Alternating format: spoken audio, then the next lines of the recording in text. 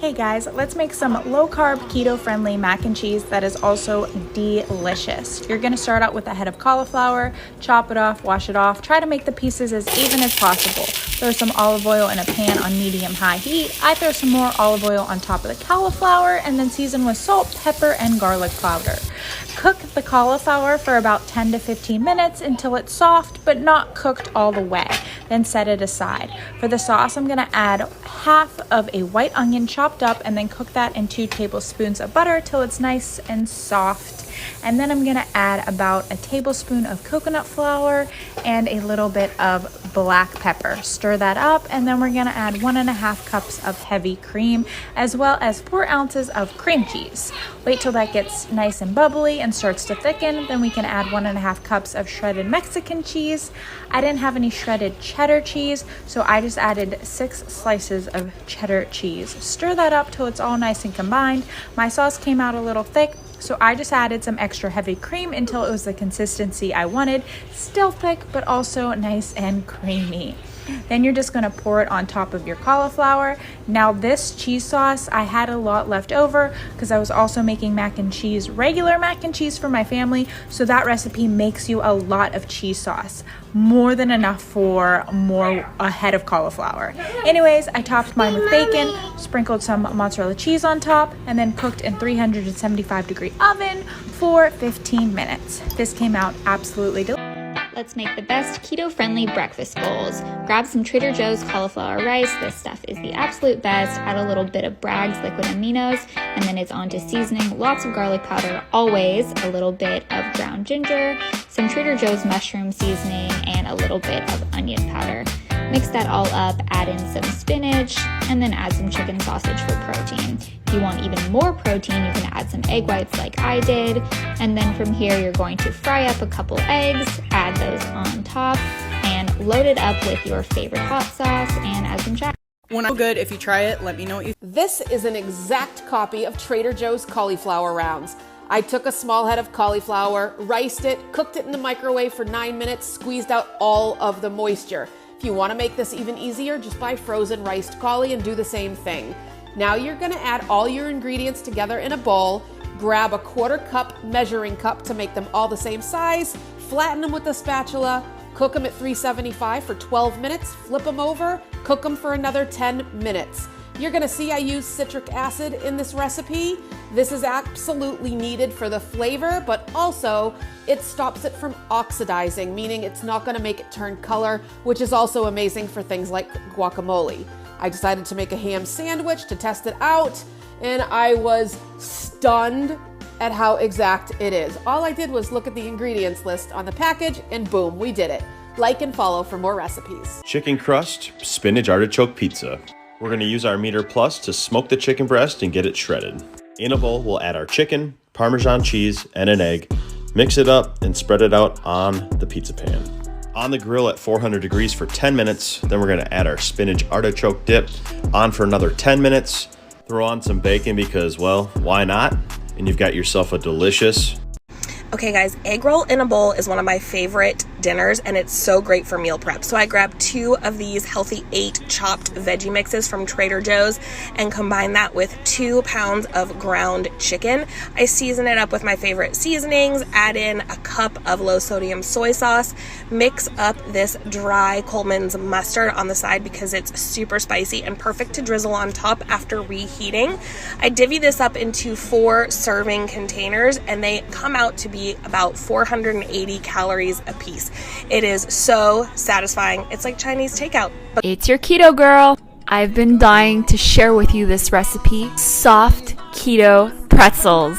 They just melt in your mouth, and they're only 1.6 grams of net carb. First, preheat your oven 356 Fahrenheit. Add 1.5 cup of shredded cheese. So hard to open it. Okay, then add 2 tablespoons of cream cheese. Microwave for about 1.5 minutes. Boom, like that. Okay, now stir it well. Then add 1 egg at room temperature. Mix it again. Add 3/4 cups of almond flour. Mix it until well combined, and add half a teaspoon baking powder. Get a handful of your batter. Roll it on a cutting board like how I do it. Then twist the ends around and down. You know what I mean. Okay, get a baking pan with a silicone mat. Add your pretzel. add some salt, and then you bake it for 15 to 17 minutes or until golden brown. Wow. Wow, wow, wow. These were amazing. Guilt-free. Enjoy. If you want a delicious side dish, you've got to try our smashed cauliflower bites. You need just a couple ingredients. Take some shredded cheddar and throw it down into your silicone pan. Drain your rice cauliflower and put that in there too. Smash it down. Sprinkle with a little bit of onion powder, salt and pepper to taste, shredded mozzarella. Put it in your 400-degree oven until the top gets nice and crispy. You can top them with sour cream, bacon, scallions, whatevers. But my favorite, buffalo sauce. Hey guys, let's make a delicious keto version of pasta and red sauce. These are healthy noodles. They come in a pack at Costco. They are no net carbs and about 30 calories. So I take them out, I rinse them, and then I am just putting some olive oil and some garlic in a pan. I am sauteing that for about a minute. And then I'm going to go ahead and add the noodles. Totally up to you guys if you want to add red sauce first and then do the noodles or vice versa. This is what the noodles look like up close. My husband says they're pretty close to a great substitute for actual pasta. So I'm adding the red sauce here, and then you're just going to mix it really well together and saute that with all the oil and garlic. I'm adding some red pepper flakes because that's what my husband likes. And then again, just mixing it all together and combining it really well. Look at how good that looks. Oh my word.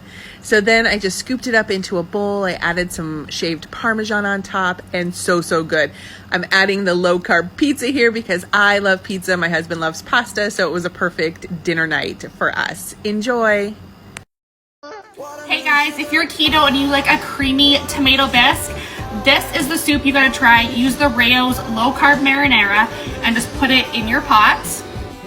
Your kids are gonna love this, your husband's gonna love this. I'm just gonna simmer this on low heat, and then I'm gonna add some heavy cream, salt and pepper, and Parmesan, and it's gonna taste like a creamy restaurant tomato bisque.